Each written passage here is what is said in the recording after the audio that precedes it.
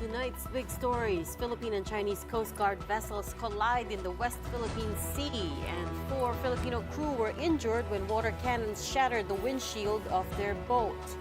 Officials from both sides trade barbs. While this was going down, President Marcos was still in Melbourne for the ASEAN-Australia Special Summit, where they were, in fact, discussing how to keep peace and stability in the region. And Pastor Apollo Quiboloy has been cited in contempt for not attending any hearings in the Senate despite a subpoena. Senator Robin Padilla objects. Welcome to the show. I'm Regina Lay. I'm Riza Diaz. And I'm Sean Yao. Big news day today, beginning with collision at sea. That is the big story here and around the region after Philippine and Chinese Coast Guard vessels collided during a routine resupply mission over in the West Philippine Sea. A video published by the Philippine Coast Guard showed the two vessels bumping each other near the hull, with the PCG later saying their boat sustained superficial structural damage. In a separate incident this morning, as you can see, 2 Chinese Coast Guard vessels fired water cannons at the Oneida May 4, which was on a routine resupply mission to the BRP Sierra Madre. Worse, the water cannons shattered a windshield, injuring 4 people on board, according to PCG spokesman Jay Tariela. In light of the damage and the injuries, the Oneida May 4 decided to turn back to Palawan, escorted by another ship. Tariela said the Chinese Coast Guard also carried out what it calls dangerous maneuvers. The PCG later issued a statement saying, in part, the systemic and consistent manner in which the People's Republic of China carries out these illegal and irresponsible actions puts into question the sincerity of its calls for peaceful dialogue and lessening of tensions. We demand that China demonstrate that it is a responsible and trustworthy member of the international community. I would consider China a clear and present challenge to the Philippine Navy in the West Philippine Sea. The situation is not normal, it's not anymore normal, but we are up to the challenge. They won't hesitate, no, to block our way going to the indigenous boat. Dahil sa kagustuhan ng Philippine Coast Guard vessels na habulin yung mga indigenous boats na yan, ang nangyari, we collided with the Chinese Coast Guard. The Chinese Coast Guard issued its own statement after, saying that the Philippines provoked with extortion tactics and was sensationalizing the story. And at her regular press conference, Foreign Ministry spokeswoman Mao Ning said they have also lodged a protest with the Philippine embassy there. The Chinese Coast Guard took necessary control measures against the Philippine vessels in accordance with the law, and the on-site operation was professional and restrained, reasonable and lawful. The Chinese Foreign Ministry has lodged solemn representations with the Philippine side and expressed strong protest. Still, international support for the Philippines came swift and strong after this latest incident. U.S. Ambassador to the Philippines, Mary Kay Carlson, tweeted, "We strongly condemn the PRC's dangerous maneuvers at the Ayungin or Second Thomas Shoal, which endangered lives, resulted in injuries, and damaged PCG vessels in the Philippines' EEZ. The U.S. stands with the Philippines and proponents of international law in support of a hashtag Free and Open Indo-Pacific." Other allies also stepped up, denouncing China's actions. The Embassy of Japan in the Philippines posted on Facebook, Japan reiterates its grave concern on the repeated dangerous actions in the South China Sea, including the recent use of water cannon by the Chinese Coast Guard, which resulted in Filipino injuries and a collision.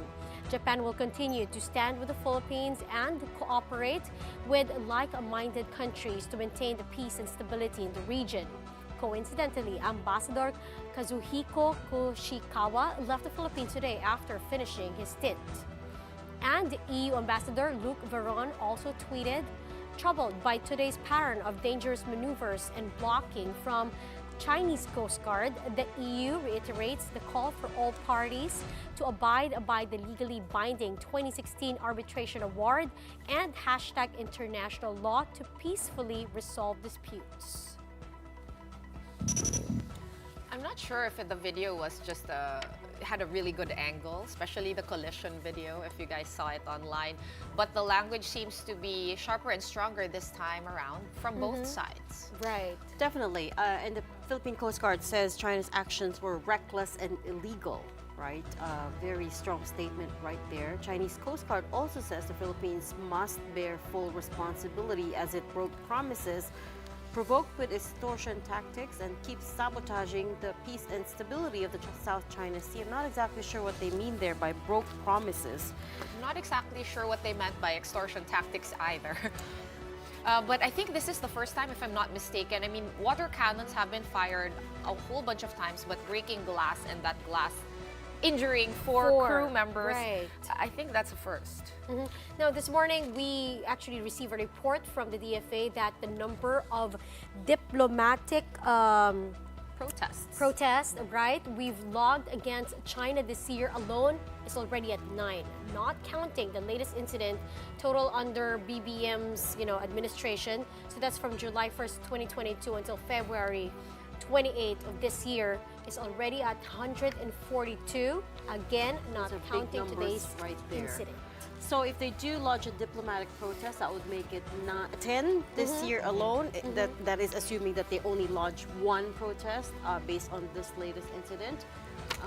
And that would make it 143 under President Marcos's time alone, which hasn't been a full 2 years. Right, it's only March. But we always have experts and analysts on this show, and apart from lodging protests and filing protests, we're kind of at the stalemate, and that's all we can do. Yeah, like, how do we move forward from this? This escalates, what happens in, the South China Sea, but there seems to be nobody listening to nobody. But also, who wants it to escalate? I think nobody wants it to escalate as well. So I feel, as a Filipino citizen, a bit stuck. Well, so how prepared actually is the Navy to keep supporting these routine resupply missions? We have with us this evening News 5 reporter Brian Castillo to give us some updates. Brian, go ahead. Rizal Philippine Navy vessels were on standby in case of any escalation at sea. The BRP Gregorio del Pilar and the BRP Ramon Alcaraz were positioned some 10 nautical miles from Ayungin Shoal in case the mission would require backup. So their role is to provide support.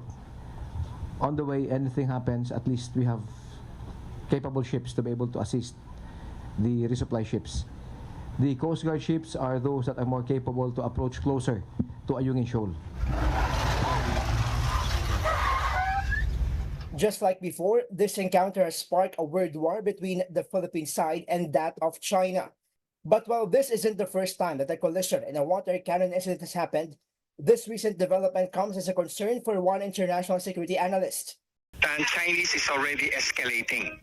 It's not anymore gray zone, it's a darker, more dangerous and sinister stage of Chinese operation against the Philippines. Kasi they are not anymore intimidating us, they're already inflicting bodily harm, both to sa vessels and sa mga personnel natin. Talagang napipiko na sa atin. Riza, the Department of Foreign Affairs, summoned the Chinese Deputy Chief of Mission this afternoon to convey the Philippines' protest against the aggressive actions undertaken by the China Coast Guard and Chinese maritime militia in Ayungin Shoal. During the meeting, the Philippines stressed that China's interference with the Philippines' routine and lawful activities in its own exclusive economic zone is unacceptable. The Philippines also demanded that Chinese vessels leave the vicinity of Ayungin Shoal immediately. Riza? Thank you, Brian Castillo. Now, not surprisingly, the collision became the main topic at the ongoing ASEAN-Australia Special Summit in Melbourne. Australian Ambassador to the Philippines, HKU, also tweeted saying Australia shares Philippines' concerns about dangerous actions by China's vessels at Second Thomas Shoal today. We call for restraint and respect for international law, particularly UNCLOS. Now, while Prime Minister Anthony Albanese reaffirmed his commitment to stronger cooperation with the region. I look forward to convening with my fellow leaders tomorrow to continue our discussions, to affirm our shared vision for the region, and to agree on new ways we can support the ASEAN outlook of the Indo-Pacific and achieve a more stable, peaceful, prosperous and yes, a secure future.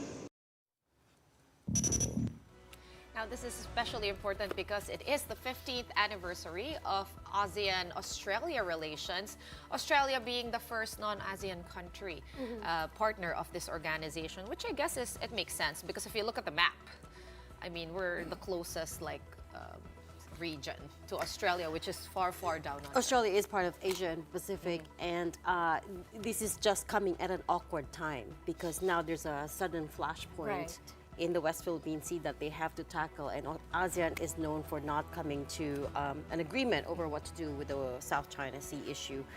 Let's take a look at their family photo. That's the group photo that the leaders always take at these high-level summit. Where they hold hands. President there we go. Bongbong Marcos is right there. That's right. That's the traditional ASEAN holding of hands. I forgot what it's called though.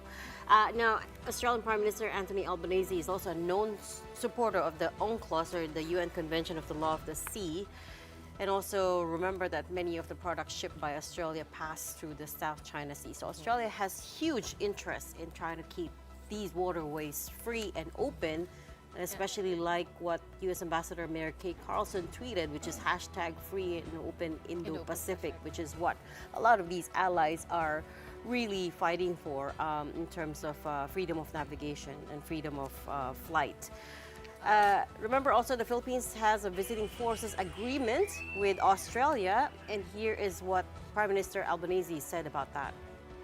We in the Philippines have an upgrade and increased maritime cooperation there as well, and having our maritime defence forces have those personal relations, the technological relations, so as to improve interoperability, and as in the past Australia and the Philippines and other regional powers have had as well.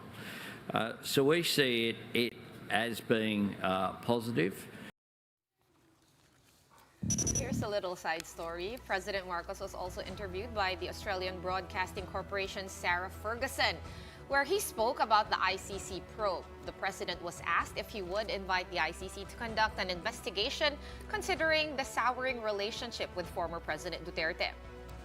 And what PBBM said was that no, that would be a political move, and what we do not play politics with jurisdiction and sovereignty. And the position we have taken is we do not recognize the jurisdiction of the ICC, and we view it as a threat to our sovereignty. He was also asked about martial law by Ms. Ferguson, where President Marcos just laughed after being asked about the atrocities and the plunder. And Sarah Ferguson asked after that, "May I just ask you why that is funny?" I watched the whole interview on ABC. It's actually available online, and it was towards the end. Those two questions happened towards the end. The first question that she had was, Amnesty International says there were more than 70,000 in prison during the time of your father, more than 3,000 killed. Do you at least acknowledge that there's a human cost to it? And his answer surprised me, and he said something along the lines of, Yes. Yes, of course there is. It is war, and in war, death and destruction are inevitable. And I was quite taken aback, I have to say, by that answer, because I didn't realize that they saw it as war. I mean, war against who? We were warring with each other. They were warring against the communists at that time. That was the whole reason that former President Marcos, or Marcos Sr., used to enforce martial law. Nevertheless, that was a bit of a surprise, I thought. And then also the question on the ill-gotten wealth, which he was asked about. And I guess into the president's mind, this is an age-old question, but which he's never been asked by an Australian journalist before. So when she asked it, he didn't laugh out loud. He kind of like awkward. like that, right? So did he answer though her question? He did, but then she also interjected to say, "May I ask why that's funny?" So that's probably the bit where he's not used to the very confrontational style of Western media, right? Well, hey, she herself was taken aback as to why he was I guess scoffing at the question. I mean, I'm surprised he actually granted her an interview because he has been quite hard. He is quite hard to interview by us local journalists. By local journalists, I think he's more keen to give foreign media interviews because he's out there trying to sell the Philippines. And so that's part of the job, right? Okay, so going back to that ASEAN-Australian Special Summit, syempre hindi naman dyan mawawala ang usapin tungkol sa Code of Conduct in the South China Sea. Marian Enriquez gives us the details on that straight from Melbourne. Go ahead, Maan. Sean, Singapore Prime Minister Lee Hsien Loong admits that ASEAN leaders have differing views about the issue in the South China Sea. That's why he believes that it will take some time before they can come up with a code of conduct. Here's what he has to say. The issues are not easy to resolve, and really, negotiating a code of conduct inevitably raises issues of what the ultimate outcomes are going to be. And therefore, because the ultimate answers are difficult, so too negotiating the code will take quite some time. But in his Lowy Institute speech yesterday, President Marcos says he is hoping that all parties in ASEAN and China will work together to establish a code of conduct in the disputed waters. Our adherence to the 2002 ASEAN-China Declaration on the Conduct of Parties in the South China Sea remains steadfast. And yet, these efforts are not pursued in a vacuum. A conducive environment where tensions are effectively managed is crucial to the success of the COC negotiations. We shall never surrender even a square inch of our territory and our maritime jurisdiction. Sean, the bilateral meeting between President Marcos and the Prime Minister of New Zealand did not push through today due to some technical problems faced by the latter's plane. Meanwhile, President Marcos is set to speak at the leaders' plenary tomorrow morning before flying back to the Philippines in the afternoon. Sean. Thanks so much for that update, Maan Enriquez. All right, let's try to break down this latest maritime incident. We have with us tonight security analyst Mr. Chester Cabalza. Chester, how are you? Thanks for being with us again. Hi, good evening, Regina, Riza, and Sean. Thanks for having me in your show again. Thank you. Of course, we always have you on the big news days. And you already know what happened today.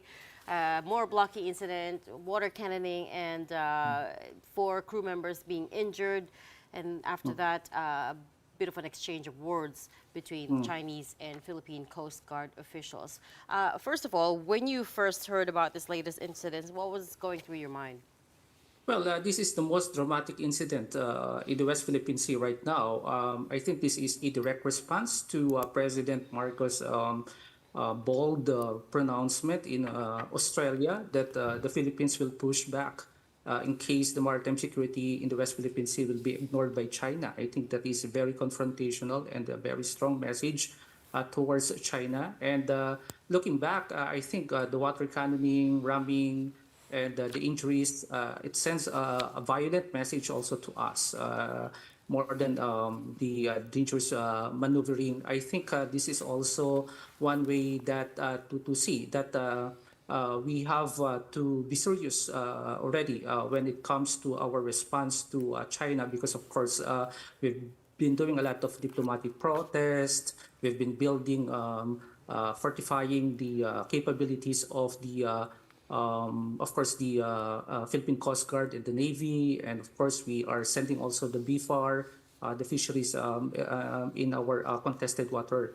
And I think we have to really uphold on the rules-based norms. I think this is the strength of the Philippines when it comes to legalist approach. We have the 2002 document on the Code of Conduct, which is now almost 22 years. And then, of course, the 2016 Hague ruling. These are some of the legal mechanisms on how we would counter China. And I think the most useful and powerful would be the strong deterrence of the Philippines right now. I believe the Philippines is getting stronger because of the union of like-minded democratic countries in support for the rules-based norms in the maritime space of the South China Sea. Right, Chester, just to hone in a little bit on what you said, you mentioned that you think this was a little bit hotter or more tense than the usual encounter in the South China Sea because precisely President Bongbong Marcos is in Melbourne for the ASEAN Australia Special Summit. Now, having said that, we have reported earlier that Australia is the first external country from that region to join us. Then again, among ASEAN countries, it's a very mixed bag in terms of how we view China, how we deal with China. What do you make of all of that, and where do you think this is headed? All right, let's put into context first. Now, Australia is also outspoken, just like the Philippines, when it comes to maritime rules-based norms. Although the Philippines is a claimant country in the South China Sea, unlike Australia, but of course, knowing that we have a trilateral agreement also, and a SOFBA. This is like a visiting forces agreement with Australians, which we consider them as a strategic partner. Definitely, China is also eyeing to both parties, referring to Australia and the Philippines. The mere fact that President Marcos is in Melbourne right now, talking to Australian and Southeast Asian leaders, lodging our advocacy on maritime rules-based norms. I think Beijing is saddened and is feeling insecure right now because of this strong presence of the Philippines and Australia, given that they wanted to maintain rules-based norms in the region. Secondly, more than the optics, of course, given that the president is in Melbourne right now, I think there is still an unfinished business for China when it comes to their issues in the West Philippine Sea and the South China Sea in greater space, given that, of course, it's been like 1995 since we have a problem with them because of the mischief reef now. Now is 2024. There is no exact way on how we would, of course, clearly, of course, pacify these tensions right now. And I think China is also doing its best to get the attention of the Philippines to talk with them. The mere fact that our president is talking to like-minded countries, particularly to Australia, this is very sensitive to the Chinese counterparts, and they felt insecure right now because of this current negotiation or the current talks that we have with Southeast Asian countries and to Australia. Australia is sizing its role right now in the region as the nearest big brother in Southeast Asia. I think they don't want to be a pawn of the United States, but rather they wanted to put an identity in the role in the Indo-Pacific region. So I think this is also a matter of relevance for Australia and for the Philippines, which China feels insecure right now. Chester, we've filed already 9 summons just this year alone. Do you think there's another way, like are we in a good position to do more than a diplomatic protest and filing a summon? Oh, well, the marching diplomatic protest is common for us, especially as a middle power. I think this is an effective remedy for us right now, while we are still coping up with military modernization, because that is one of our weaknesses. But nonetheless, we will see more of a diplomatic protest as China will do more bigger, dangerous maneuvers and other gray zone tactics to us. But the mere fact that we saw the pattern, we've experienced all these difficulties already with China, I think we are using the smart power right now, which is the legal approach, and of course the multiple strong deterrents that we have with other like-minded countries. Let's wait and see, because right now we are still crafting some of the mechanisms on how to attract more like-minded countries. Last year we have the RAA with Japan, and then of course we have a trilateral agreement with the US and Australia. Once these are in place, then hopefully in the coming years and decades, we will see a stronger Philippines, and this of course interoperability coming from like-minded countries will be stronger on how to condemn and of course halt the unstoppable aggression, hostility, and violence of China in the maritime domain right now. 22 years, as you pointed out. We've been Yeah, talking yeah. about a code of conduct. 22 years, that's a very long time. Safe to say, I don't think we're going to be seeing a joint statement out of ASEAN coming out of Melbourne this time around, a joint statement condemning China. So given that, okay, it's accepted that we're not going to reach consensus anytime soon, what do you think President Marcos's strategy should be going into the summit?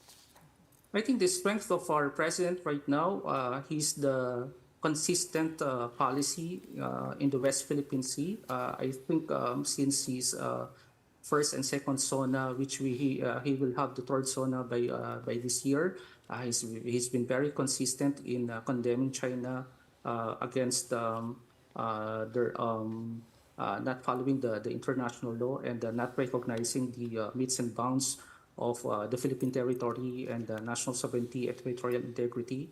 Secondly, I think, like what I said earlier, the president is using a psychological cerebral strategy on uplifting the cause of the Philippines using legalist approach and the diplomatic networks and strong cohesive deterrence with the help of allies and partners.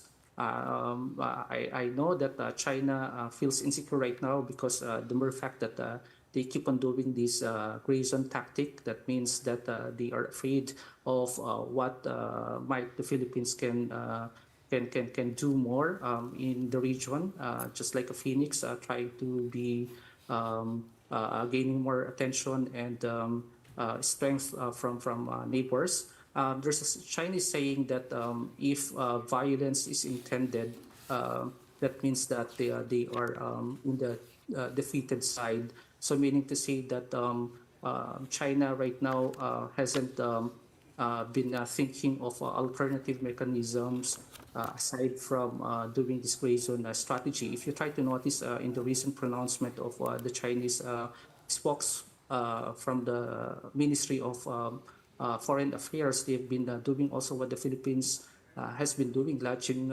diplomatic protest. For the first time, China is doing this, which they've never done before, meaning to say that they are also learning from us. And the mere fact that they wanted to sympathize also with the international community. That means the Philippines is ahead of time.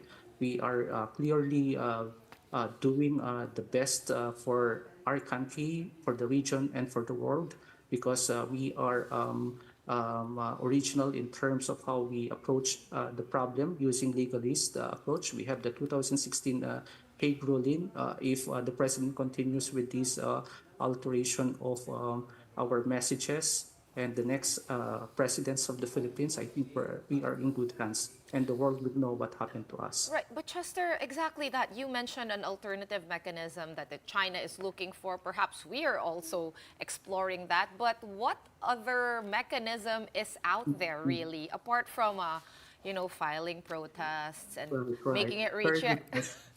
Right. Yeah, very Does good there question. exist another mechanism? Well, of course, I've been looking at some models like Vietnam. They've been marching on with their causes with China for a century already. So I think there's no definite time frame on how to resolve this issue. If Vietnam has a century, we only have almost more than 2 decades since 1995, where we had a problem with our external defense. Before this interview, I've been writing chapters for my new book on territorial defense. This is the first time that the Philippines has ventured into territorial external defense. So in other words, this is still new in our strategic culture. We are finding solutions on how to tame these external threats and in our national sovereignty. So meaning to say that we are still looking for viable solutions, because there are no solutions right now that can easily or interventions that can easily mediate these parties because of the complexity of these national security threats that we are facing right now. Okay, lots for us to digest. Thank you so much once again for your insights. We're going to have to leave that there. That was security analyst Chester Quiboloy. Up next, self-proclaimed appointed son of God, Pastor Apollo Quiboloy, gets cited in contempt for failing to appear before Senate again.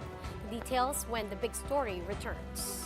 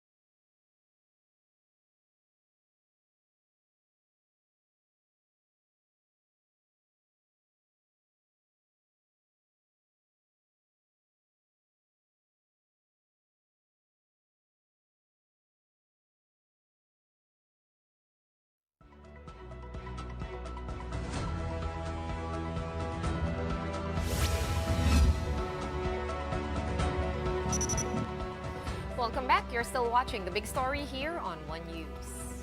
Another big story today, a Senate panel cited Pastor Apollo Quiboloy in contempt for not attending hearings into alleged sexual abuses in his church, the Kingdom of Jesus Christ.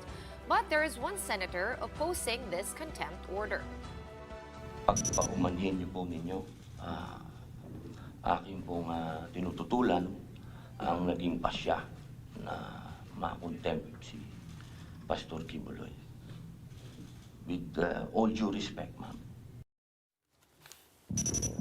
Okay, in case you missed it, it was Senator Robin Padilla who objected to the motion. Padilla, though, did not provide a reason. Still, Senator Risa Ontiveros, who is leading the hearings, said that Padilla's objection is well noted. Based on Senate rules, a majority of the entire committee must object to a contempt order against a resource person for it to be reversed. The Committee on Women and Children has 14 members, which means at least 8 of them must object within 7 days. But for now, the arrest order for Pastor Quiboloy is just waiting for the signature of Senate President Mig Zubiri for it to be enforced. The hearing today was the third that Quiboloy failed to attend. As chair of the committee, and with the concurrence of one member here with me, I cite in contempt Apollo Carayon Quiboloy for his refusal to be sworn or to testify before this investigation. This committee requests the Senate President to order his arrest so that he may be brought to testify. May naging response naman ang kampo ni Pastor Quiboloy dito sa contempt order. In a letter to the Senate, Quiboloy's lawyer said they are making the most respectful and urgent appeal to reconsider and set aside the issuance of the subpoena against the pastor. They said that, quote, compelling Pastor Quiboloy to appear before a committee that already pronounced him guilty would violate his constitutional right against self-incrimination. They added that Quiboloy is now being humiliated, ridiculed, harassed, and maligned at all media fronts with reckless abandon as if he was already a convict. Well, syempre tingin ni Senator Risa Ontiveros, who heads the committee hearings, na nagpapalusot lang daw itong si Pastor Quiboloy. Here's what she said. Pakinggan natin. If we allow witnesses of the Senate to simply claim that appearing before a committee would violate his or her constitutional right to be presumed innocent and his or her right against self-incrimination, wala na pong kapangyarihan ang ating Senado maglunsad ng mga investigasyon. madaling-madali na lang umiwas sa mga hearing ng Blue Ribbon. Hindi po ubra ang ganitong mga excuse. Remember as well that both President Duterte and Marcos called for Quiboloy to just face the music, Right. to Just face attend the the Senate probe. And of course, dapat President Duterte's words should matter because they're very close, right? But there was also protests in support of Quiboloy, of course, outside the Senate today. It was quite brutal. There's a lot of people, and they're also asking, calling for Senator Risa Ontiveros to resign. I guess that shouldn't be surprising, but I was shocked that he was able to rally this many troops without actually showing up to the hearing. He has a huge following. I don't know exact numbers, but I mean, look at that crowd, right? I think we also tend to forget just how many are Kingdom of Jesus Christ followers. We're not, so we're not privy to their inner workings. Pero I think it's safe to say it's in the tens of thousands. Yes, possibly even more. Now, in that Senate hearing, more witnesses came forward to testify against Quiboloy. Mayan Los Baños joins us now to give us the details. Mayan, what do you know? Yes, Reg, more former members of Quiboloy's Kingdom of Jesus Christ have revealed their experiences in the Senate hearing today. The former members who are now OFWs said they were taught that the more money they can give the church, the more blessings they will receive. One of them is Renita Fernandez, an OFW in Singapore. She said that back in 2016, she was only earning 1,000 Singapore dollars per month, or around 41,000 pesos. But her quota at KOJC is 12 times this amount. She's being asked by the church to shell out 12,000 Singapore dollars or 500,000 pesos in just 6 months. Renita says that just to reach her quote, it came to the point that she lost her own house. So the more tithes you will give, the more blessings you will get. So because of that, I lost my house because di na ako makabayad sa aking bahay ng mortgage and everything. And I owe a lot because has never been stopped of keeping. Also, because of the church, Renita said some OFWs had to cut off all connections with their families here in the Philippines under Quiboloy's orders. Another former member, Dindo Makiling, who works in Canada, says they raise up to 165,000 pesos per night for Quiboloy. They say the money is for Children's Joy Foundation, which is a charitable organization formed by the pastor. But it turns out the donations are only being used to buy gasoline for Quiboloy's jet. Pinadala namin kung kanino kay Rose de Magnao para daw sa jet ni Pastor. Kailangan ng $60,000. So, most of the funds, makikita ko naman yung sa mga report nila, pumupunta sa kung saan, hindi na pupunta talaga sa bata. With this, Dindo started questioning the church. He grew more suspicious of KOJC when he was forced to marry another member of the church so she will not be deported from Canada. Meron pong kulang-kulang 100 na kasalan po dito sa Kingdom ni Pastor Quiboloy na puro peke. Dito lang po sa Canada, ha? Reg, Fernandez, and Makiling's cases are among the reasons why the Justice Department has decided to file qualified trafficking and child abuses charges against Quiboloy. Reg? Thanks for that update, Mayan Los Baños. Those are pretty strong, big accusations. And it just gives you the scope of where, Filipinos are all over the world, and I think there is a branch in every... In the U.S., he's already a very wanted man, right? For a number of charges. Okay, speaking of Senate President Big Zubiri, 14 senators signed a statement of support for his leadership. Now, that's a little over half of the total number of senators. Zubiri himself signed a statement along with Senators Lauren Legarda, Win Gatchalian, Sonny Angara, J.V. Ejercito, Grace Poe, Joel Villanueva, Nancy Binay, Lito Lapid, Rafi Tulfo, Mark Villar, Bato de la Rosa, Francis Tolentino, and Bongo. In a statement, Zubiri said he's deeply humbled by his colleagues' continued trust in his leadership of the Senate. And he says that he serves at the pleasure of his colleagues, and with their strong show of support, he's emboldened to press on as Senate President. I thank my fellow senators, everyone who already signed the statement of support, as well as those who have signified intent to sign it too. Wait, so I'm kind of confused. Do you count his signature? Right. Yes. So kasama siya sa Should be. 14. Kasama Yeah, I siya don't sa know. Good 14. question. Kasama Oh, siya sa it 14. should be. I guess it's assumed, right? That you support yourself. I mean, weird naman kung... No, sometimes maybe you don't want to I know, sign. but sometimes I Wasn't there mean... reports that he's the one actually, That's what who's Cynthia asked Villar... siya yung nagpapasign, Nagpapasign. correct, according to Senator Villar. Now, those who did not sign, sometimes it's more interesting the people Right. who leave their names out, right? Let's do a roll call of that too. Senate Majority Leader Joel No, Villanueva. he did sign. He did sign.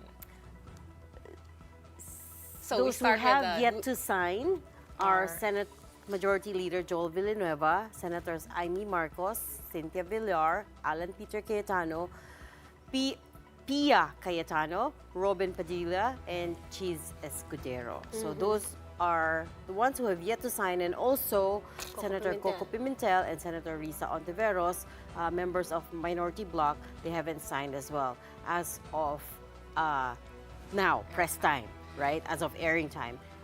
One other name, Senator Jinggoy Estrada, diba? That's the one we were reporting yesterday that keeps coming up as well as a possible replacement to Senate President Zubiri. He says he's ready to sign this manifesto support, but paano niya raw gagawin kung hindi naman siya pinapadalhan ng sinasabing manifesto. That's also what he said yesterday as well when he was ambushed by reporters at the Senate. He hasn't seen a manifesto daw, or he's not being asked to sign. Ito naman yung sabi ni Senator Amy Marcos, no? Through a statement, wala naman daw pinapapirma sa akin. Baka alam na ayokong pumipirma ng ganyan. Alam nyo naman, na-trauma na ako sa pirma, allergic na ako sa pirma. Sana, tantanan muna ako ng pirma na yan. Parang she's talking about different pirma. Yeah, As in, ibang pirma. capital P-I-R-M-A yata what she's talking about. That she was talking about pirma, but I guess Pirma, the group. she's like out of all Right. signature campaigns for now. All right, a na. quick break for now. Right after that, here's some news for motorists. The Supreme Court has stopped LGUs from issuing tickets and confiscating licenses of airing motorists in Metro Manila. The story after the break. Keep it here.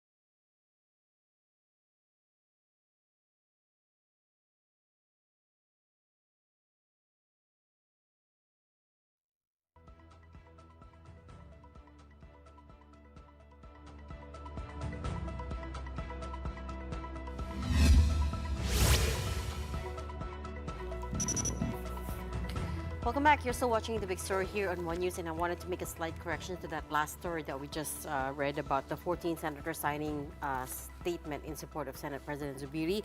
I erroneously said that Senate Majority Leader Joel Villanueva was part of the group that has yet to sign.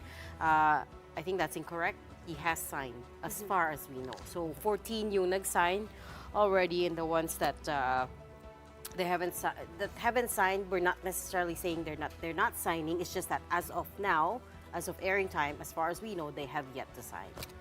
All right. Now, in other news, the Supreme Court has ruled that Metro Manila LGUs should stop issuing traffic violation receipts or ordinance violation receipts.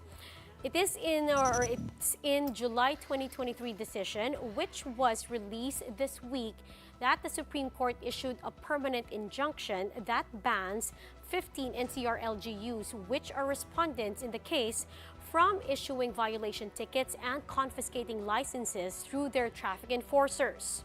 Now, the High Tribunal declared null and void this particular section of the ordinances of Makati, Taguig, Parañaque, Pasay, Quezon City, San Juan, Navotas, Las Piñas, Pasig, Muntinlupa, Mandaluyong, Caloocan, Manila, and Pateros, adding that the MMDA has already issued a joint circular implementing the single ticketing system in Metro Manila. Only Marikina and Malabon were not part of the petition. Now, the court added that the MMDA's single ticketing system will harmonize the existing laws on traffic enforcement and management in Metro Manila. Now, the case stemmed from the appeal filed by transport groups back in 2012, which sought to reverse the ruling of the Court of Appeals that denied their petition against the ordinances for lack of merit. So that decision was penned by Associate Justice Alfredo Caguioa, stemming from a petition for certiorari. According to the petitioners, the traffic code provisions of the LGUs violate sections 29 and 62 of the LTO law and section 5F of the MMDA law, which allow the agency to establish, in fact, a single ticketing system. Now, the decision also clarified that only the common provisions in the said traffic codes or ordinances of the LGUs in Metro Manila, empowering each of them to issue OVRs to erring drivers and motorists, has been invalidated. But the other provisions of the traffic codes or ordinances remain valid and unaffected by this decision. So, wag mo na masyadong mag-rejoice. Still, obey traffic laws and regulations. Regardless kung nasan ka. Good advice. Meanwhile, the month of February saw faster inflation. Unfortunately, that now ends 4 straight months of slowdown. Inflation accelerated to 3.4% last month. That's up from the 2.8% logged in January. This latest print falls within the upper end of the Bangko Sentral's 2.8 to 3.6% forecast range. And year-to-date, inflation is now about 3.1%. The main culprit, as always, is rice. The Philippine Statistics Authority said rice inflation stood at a whopping 23.7% last month and could stay elevated until August. Yung bigas, medyo siya yung trigger talaga. And while it was already high in January, nakita rin natin na mas mataas pa ngayon nitong Pebrero. So alam natin na malaki yung weight ng rice dun sa basket, all income, saka bottom 30%. Former First Lady Imelda Marcos was brought to the hospital over suspected pneumonia. Senator Amy Marcos broke the news, saying her mother had cough and fever and was brought to the hospital for close monitoring. She also said that her family would prefer to take precautions for their mother. The 94-year-old Marcos matriarch had previously cited several organ infirmities in 2018. President Bongbong Marcos, in a statement, said he had spoken with his mother's doctors. The president confirms that she is suffering from slight pneumonia and is running a fever, and that she has been put on a course of antibiotics, and the doctors are confident that this will relieve her fever. Now, PBBM adds that the former First Lady is in good spirits, has no difficulty in breathing, and is resting well. Right, before we sign off, here is our big picture tonight. Can you take a guess what it is? All right, it was a big stunt for French rock climber Alain Robert, who this time chose Makati's GT International Tower for his latest stunt. Alain, dubbed the French Spider-Man, scaled the 712-foot building with no safety gear, to the surprise of the building's tenants and onlookers. However, soon after his successful climb and descent, police were waiting for Alain and took him into custody for doing the stunt without a permit. Alain has scaled more than 100 structures, setting a record for the most buildings climbed unassisted. Some of the notable landmarks that he has climbed include the Burj Khalifa, the Eiffel Tower, the Empire State Building, and the Petronas Towers. And the little trivia was our producers tried to get him into the studio for an interview, but he's still in jail. he's still sitting in jail. How much is the bail? Apparently, we heard about 3,000 pesos or something. Oh. I don't know how true that is, but we just heard to the tune of 3,000. So not that much, but still, he's sitting in jail. I think he expects it. I don't think it's the first time he has Yeah, been brought to he's jail. gone to jail too for the other crimes that he did. Oh, he was Yeah. also jailed in the other country. Right, because he could never Ah. secure a permit. Like Yeah, somehow no one's for gonna doing- allow you Right. no safety He's done it before. equipment. Exactly. I mean, so I he guess knows. his motto is do it and then apologize later. Right, and then just pay the bail and eventually. Honestly, I'm just so happy he was able to ascend and descend with no event, unfortunate. nothing more Yeah. eventful than an arrest. And it's funny seeing on social media people that took photos of him by the window, right? And they're sitting they're high inside up the in building. They're inside the building, pretty high up in the GT Tower. Tapos bigla may picture of Alan outside. Trying to Riza, you live climb. nearby. Did you see him? We were thinking of going down the street, but no. We felt there's a lot of people already watching. So. It would have been interesting to interview him and would- talk about Should have. why We he should does have sent what somebody he to the does. jail. Oh, We could have sent someone. Saan bang Makati City Jail yan? Siguro. Maybe we should call Makati Yeah, City okay. Jail, no? Baka naman they'll let him go. Or maybe he's already out on bail. Maybe.